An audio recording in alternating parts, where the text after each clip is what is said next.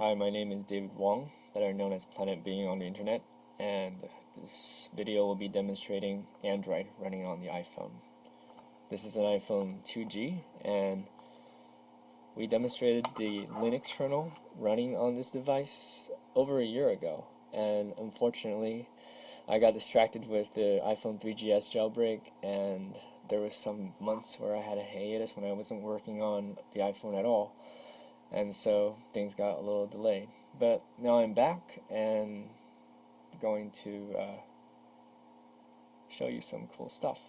So I wanted to be in the iPhone OS when this video started, just to demonstrate that the iPhone can in fact dual boot both the iPhone OS and Android.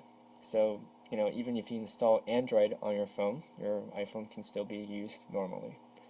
So first we're going to shut down the iPhone.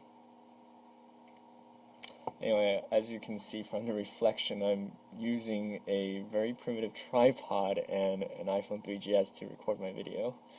Not exactly made of money, so apologize for the quality of the video. Okay, so this is the OpenIBoot bootloader that you guys were shown in the previous video. Since my photoshopping skills aren't really up to scratch, there's no Android button on this bootloader.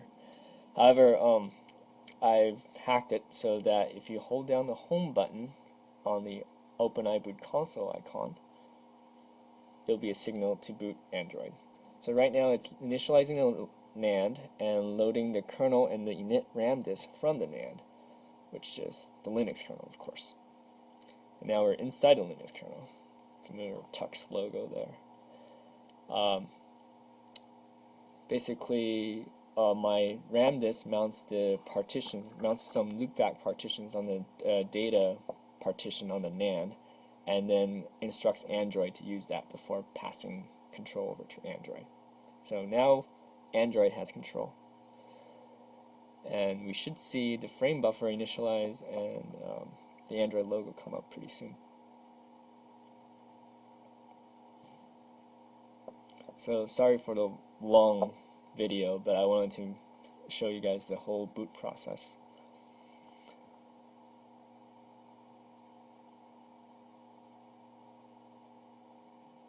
So the Android logo with a nice little animation.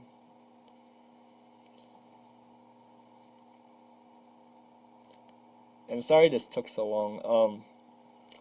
Last time there was a release, people made fun of iPhone Linux, deservedly, for not having any of the drivers and not being really usable.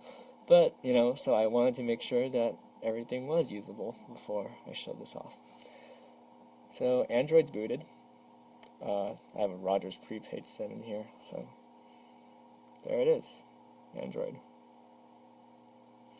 Of course, it's not really production quality yet. I'd say it's alpha quality. But pretty much everything works. First, we'll associate to the Wi-Fi.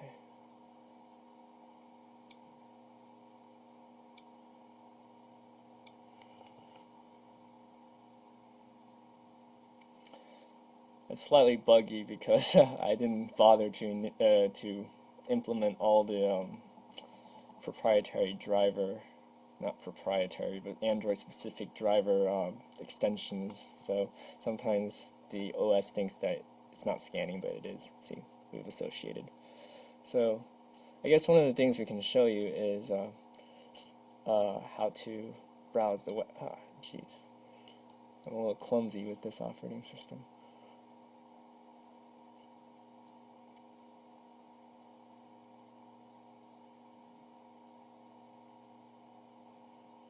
There's a little bit of a button shortage on the iPhone, so I've repurposed the volume button as the call and home buttons. So let's go to Reddit. Maybe I should have gone to dig. There'd be fewer letters.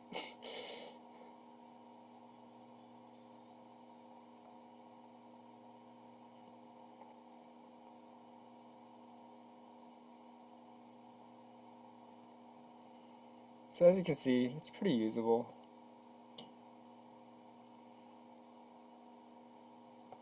I like this feature of Android. Get a little zoom thing. You can quickly find the portion of the page you're interested in, and it'll zoom out for you.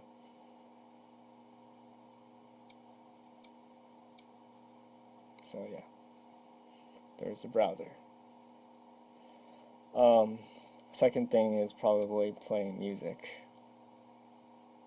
I have to manually scan for music because it's designed to work with the SD card, which obviously the iPhone is not equipped with. This again. It's hard to operate this thing behind the camera.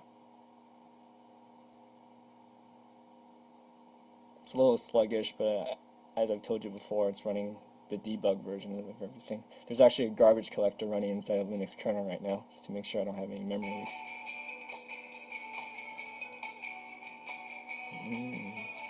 There you go. So,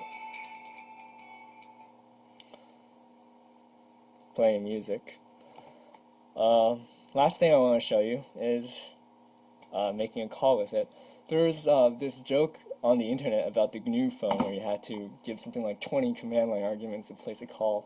And on Slashdot I read that there ought to be 2 kernel versions, one for answer mode and one for dialing mode. I actually considered doing something like that as a joke, but it was more trouble than it's worth. So I'm going to use my desktop here to send an SMS to this phone. What should I say? Hello world is always a good option. Just make sure I don't make any typos typing with one hand.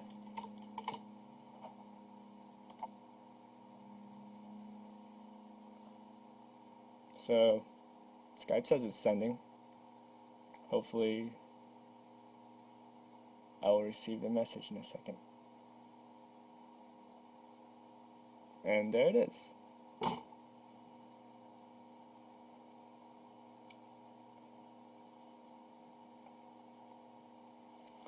Okay, so I think the last thing to test is making a call. So I'll place a call at Skype here.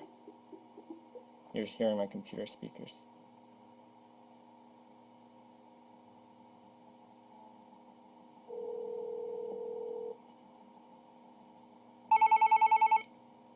There we go. Click the answer button. Alright, so you can hear me in the speakers. Hello? Hello? There you go. So I just put it next to my, sorry, there's the GM7 noise. So I'm gonna try to hang up. And that's pretty much it. So check out our blog at linuxoniphone.blogspot.com. If you can throw in a couple of bucks for donations, I'd really appreciate it. If you could throw in a couple of lines of code to help with this project, I'd appreciate that even more. There's plenty of ways people can contribute. That's pretty much it. Thanks, guys.